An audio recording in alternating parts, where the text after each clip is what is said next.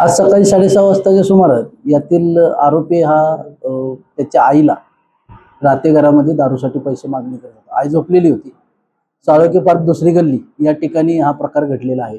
राहते घरीच मुलगा आईला दारूचे पैसे मागायला लागला। आईने न दिल्याने तिथेच घरातीलच दगडी खलबत्ता घेऊन आईच्या डोक्यात घालून तिचा खून केलेला आहे।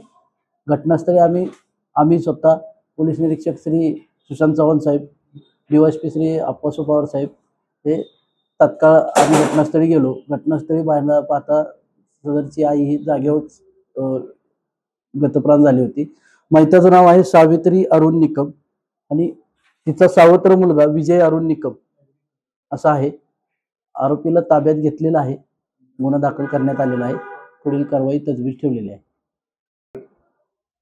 सकाळी आम्हाला डायल 112 वरून कॉल आला होता।